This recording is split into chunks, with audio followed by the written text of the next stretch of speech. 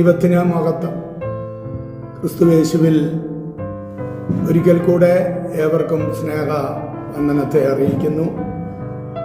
നാം ചിന്തിക്കുന്ന റോമ ലേഖനത്തിൽ നിന്ന് വീണ്ടും അതിൻ്റെ 1-ാം അധ്യായത്തിൻ്റെ 4-5 വാക്യങ്ങളിൽ അപ്പോസ്തലനായ പൗലോസ് പ്രകാരം പറയുന്നു: നമ്മുടെ പിതാവായ ദൈവത്തിങ്കൽ നിന്നും കർത്താവായ യേശു ക്രിസ്തുവിങ്കൽ നിന്നും നിങ്ങൾക്ക് കൃപയും സമാധാനവും ഉണ്ടാകട്ടെ. ജഡം സംബന്ധിച്ച് ദാവീദിന്റെ സന്തതിയിൽ നിന്ന് ജനിക്കുകയും മരിച്ചിട്ട് ഉയർത്തെഴുന്നേൽക്കയാൽ വിശുദ്ധിയുടെ ആത്മാവ് സംബന്ധിച്ച് ദൈവപുത്രൻ എന്ന് ശക്തിയോടെ നിർണയിക്കപ്പെടുകയും ചെയ്തിരിക്കുന്നവനാലല്ലോ ഞങ്ങൾ അവന്റെ നാമത്തിനായി സകല ജാതികളുടെയും ഇടയിൽ വിശ്വാസത്തിന് അനുസരണം വരുത്തേണ്ടതിനും കൃപയും അപ്പസ്തോലത്വവും പ്രാപിച്ചത്. ഇവിടെ പൗലോസ് ഈ വാക്യങ്ങളിൽ യേശു ആരാണ് എന്നതിനെക്കുറിച്ച് വളരെ വ്യക്തമായി പറയുന്നതാണ് നമുക്ക് കാണുവാനായിട്ട് കഴിയുന്നത്. യേശു ആരാണ് എന്നത് ഇന്ന് ലോകത്തിൽ പല വിധത്തിലുള്ളതായ ചിന്ത നമുക്ക് കാണുവാനായിട്ട് കഴിയും. വെറും ഒരു മനുഷ്യൻ മാത്രമാണെന്നോ അല്ല ഒരു പ്രവാചകനായിരുന്നെന്നോ ഇങ്ങനെ വിവിധ നിലകളിൽ മനുഷ്യർ യേശുവിനെ കുറിച്ച് പല കാര്യങ്ങൾ ചിന്തിക്കാറുണ്ട്. എന്നാൽ ദൈവത്തിന്റെ വചനം വളരെ അസന്നിഗ്ധമായിട്ട് വെളിപ്പെടുത്തുന്നു. പരിശുദ്ധാത്മാവ് വെളിപ്പെടുത്തുന്നു.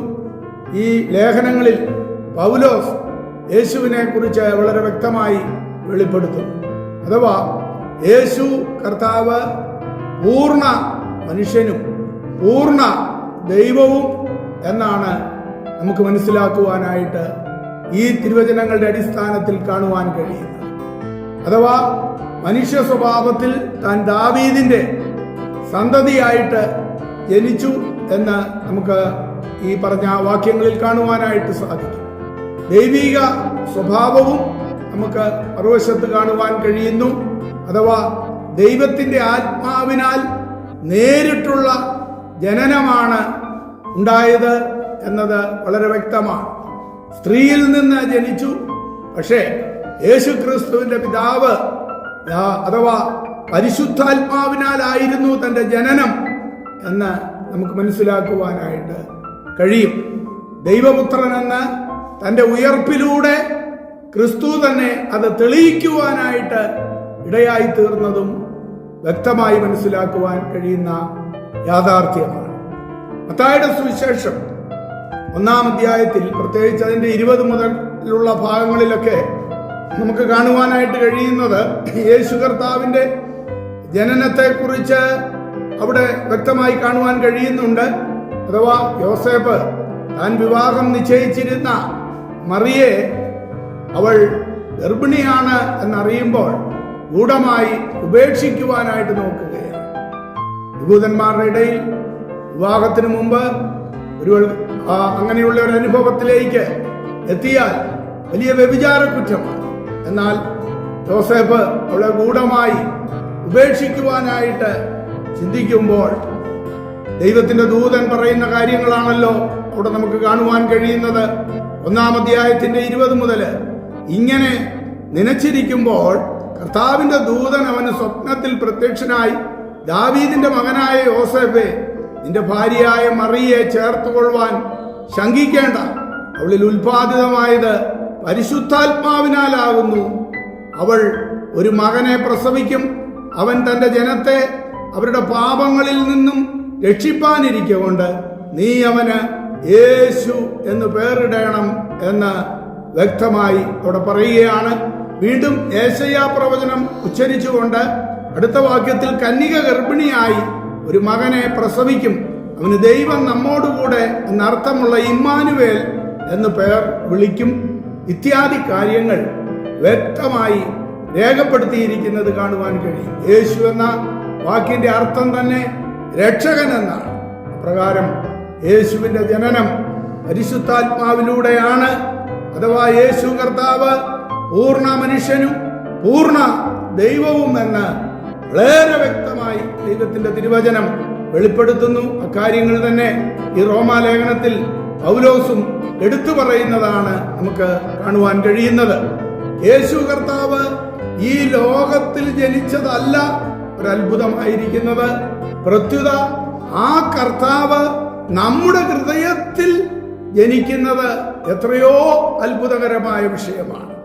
നമ്മുടെ ഹൃദയത്തിന് അതിനുള്ളതാകുന്ന ആ ഇടം നാം കൊടുക്കുന്നുവെങ്കിൽ, അഥവാ പാപമേറ്റു പറഞ്ഞുപേക്ഷിച്ച് ആ ഹൃദയത്തിലേക്ക് യേശുവിനെ സ്വീകരിപ്പാൻ തയ്യാറാകുന്ന ഏതൊരു വ്യക്തിയിലും യേശു ജനിക്കുന്നു എന്നുള്ളതാണ്. അഥവാ യേശുവിലൂടെ അവൻ വീണ്ടും ജനനാനുഭവത്തിലേക്ക് എത്തുവാനായിട്ട് കഴിയുന്നു എന്നതാണ് ഏറ്റവും ശ്രേഷ്ഠമേറിയ, ഏറ്റവും മഹാത്മ്യമായ അനുഭവം.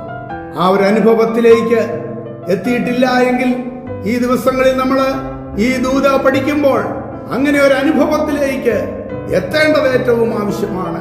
എത്തിയവർ തന്നെ ആ യേശു ക്രിസ്തുവിനെ ഉള്ളിൽ കൂടുതൽ ഇടം കൊടുത്തുകൊണ്ട് കർത്താവിന്റെ കൽപ്പനകൾ പൂർണ്ണമായി അനുസരിച്ചുകൊണ്ട് മുൻപോട്ട് പോകുകയാണ് ആവശ്യം. അതിനായി ദൈവകരങ്ങളിൽ ഏൽപ്പിക്കാം. അവിടുന്ന് നമ്മെ അനുഗ്രഹിക്കുമാറാകട്ടെ. എമ്മാനുവേൽ എമ്മാനുവേൽ നിന്നോട് കൂടെ വാഴുന്നു, രാവും പകലും വാഴുന്നു, ദൈവം നിന്നിൽ വാഴുന്നു. എമ്മാനുവേൽ എമ്മാനുവേൽ നിന്നോട് കൂടെ വാഴുന്നു, രാവും പകലും വാഴുന്നു, ദൈവം നിന്നിൽ വാഴുന്നു.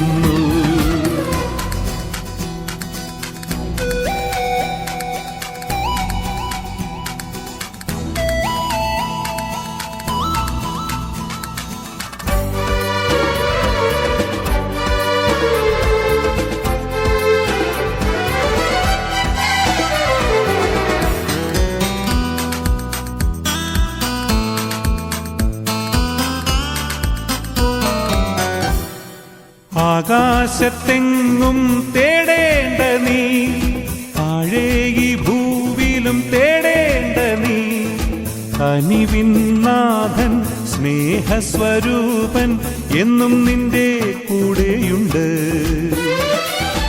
ആകാശത്തെങ്ങും തേടേണ്ട നീ, താഴെ ഈ ഭൂവിലും തേടേണ്ട നീ, കനിവിന്നാഥൻ സ്നേഹസ്വരൂപൻ എന്നും നിന്റെ കൂടെയുണ്ട്. ഇന്നു നിന്റെ മനസ്സം നീ തുറന്നിടി, എന്നും എന്നും ഈശോ നിന്റെ കൂടെ വാഴും. ഇന്നു നിന്റെ മനസ്സം നീ തുറന്നിടി, എന്നും എന്നും ഈശോ നിന്റെ കൂടെ വാഴും. എമ്മാനുവേൽ എമ്മാനുവേൽ നിന്നോട് കൂടെ വാഴുന്നു,